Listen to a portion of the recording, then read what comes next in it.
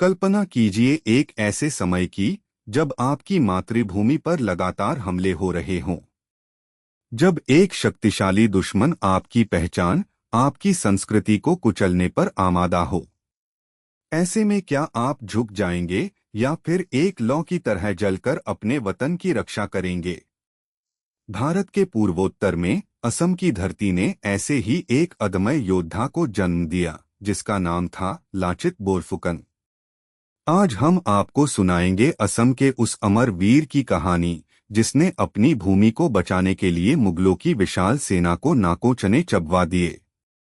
17वीं शताब्दी का भारत। एक तरफ मुगलों का विस्तारवादी साम्राज्य, जो भारत के हर कोने पर अपना आधिपत्य जमाना चाहता था। दूसरी तरफ असम में अहोम साम्राज्य, जिसने सदियों से अपनी स्वतंत्रता बनाए रखी थी। मुगलों की नज़र अब असम पर थी और उन्होंने कई बार इसे जीतने की कोशिश की, लेकिन अहोम वीरों ने हर बार उन्हें खदेड़ दिया।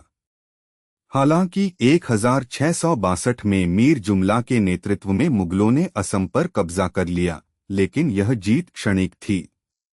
अहोमों ने जल्द ही अपने प्रदेश वापस ले लिए।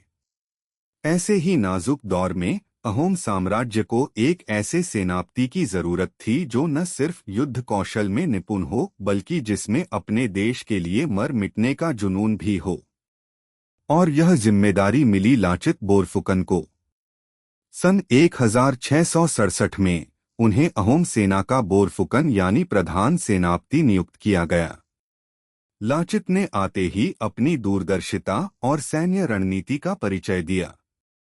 उन्होंने सेना को पुनर्गठित किया, नौसेना को मजबूत किया और असम की भौगोलिक परिस्थितियों का लाभ उठाने के लिए नए किलेबंदी और रणनीति बनाई।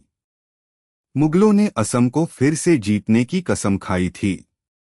1671 में राजा राम सिंह के नेतृत्व में एक विशाल मुगल सेना, जिसमें हजारों सैनिक, घुड़सवार और तोपखाने शामिल थे, ब्रह्मपुत्र नदी के रास्ते असम की ओर बढ़ी।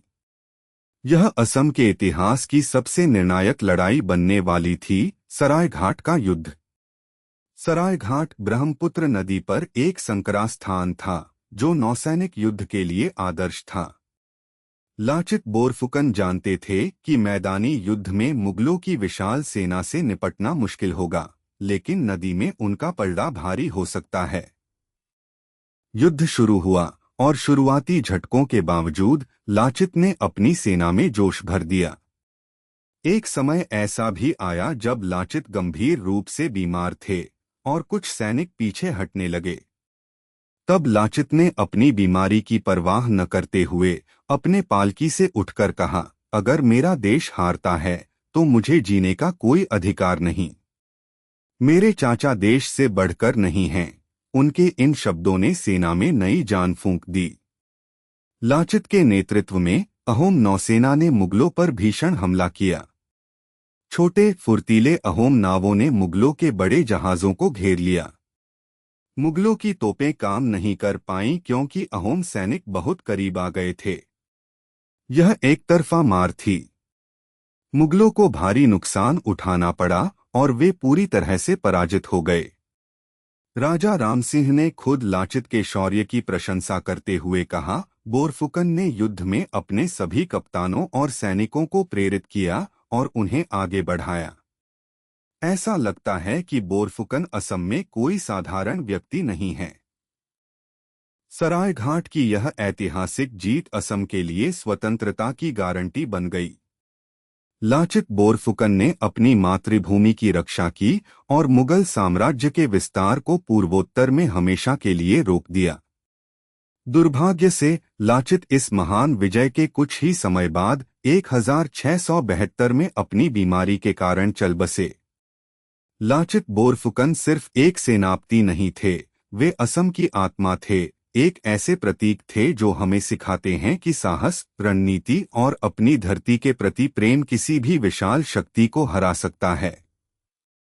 उनकी कहानी आज भी हर भारतीय को प्रेरित करती है कि अपनी जड़ों और अपनी स्वतंत्रता की रक्षा के लिए हमें कभी हार नहीं माननी चाहिए।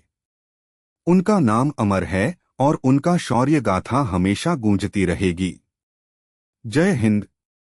जय होम।